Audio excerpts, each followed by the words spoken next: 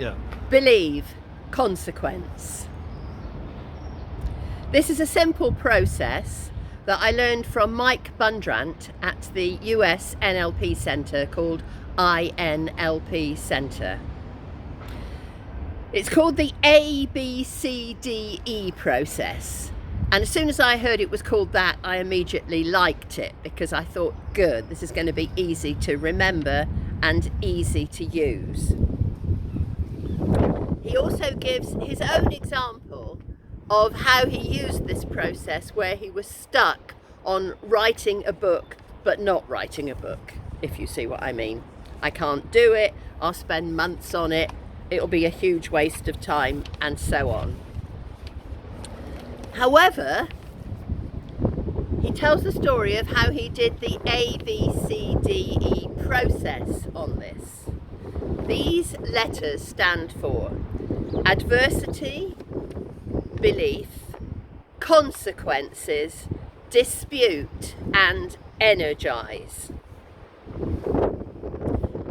I particularly like this process because it emphasizes the consequences of having a limiting belief. Often people say, oh, you have to get rid of all your limiting beliefs, or smash through your limiting beliefs, or, phrases like that. I certainly see a lot of these things on the web. And what this one is saying, understand the consequences of the belief that you are holding. So I'm just going to read this out to you with his example. The first thing you do with your situation is you state the adversity or the problem, or in this case, A for adversity. His adversity was that he wanted to write a book, but he never quite managed to do it in 20 years. And although he had become discouraged, he also couldn't let go of the idea. Now, I think many of us have ideas like that. We don't know anything about them, but we're still holding on to them. And you'll hear his story. Then number 2, identify the limiting belief. The limiting belief in this case was, I can't do it, and it'll be a huge waste of time because I'll never finish such a big, overwhelming project. Okay.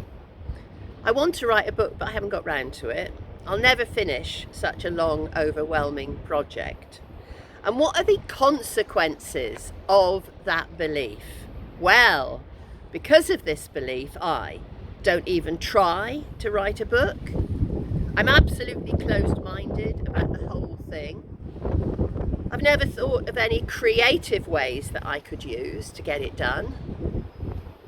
I'm doing nothing to make it fun and productive. I've never asked any other authors how they do it. I've not considered the trends lately in independent publishing. And I've made dozens of assumptions about publishers and marketing. And all of these assumptions lead me to reject the idea of writing a book.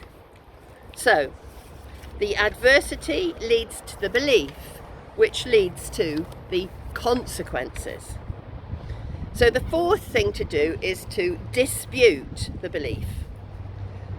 I came to the realization that I was picturing myself writing Moby Dick. I had a very old school idea in mind, slaving over my keyboard for months to produce a legendary masterpiece. Of course, what I forgot is that I already write a lot of articles, that I could write a short and sweet ebook, and that I could do it relatively quickly. So you dispute your belief. What happens then is this will energize you. And what happened to Mike is, with this small chunk project in mind, he got excited about getting going. And then all of the assumptions that went with his original belief just faded away. He finished his draft in 3 days, produced a book, which is now selling 100 copies a day on Amazon.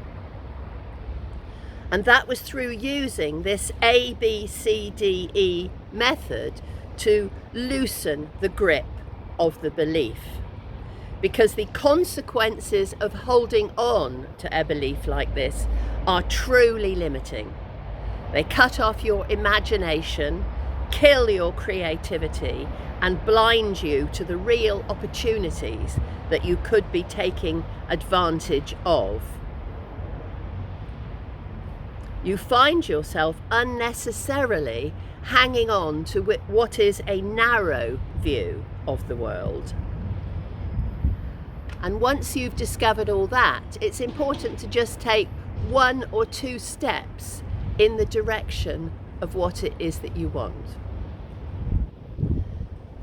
So after freeing yourself like this, you'll find that other ideas will come to you, other creative ideas will come to you, especially if you have this kind of very stuck belief.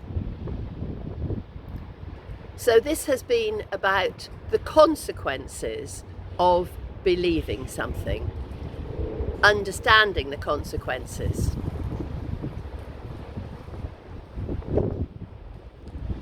Let me know how it goes for you.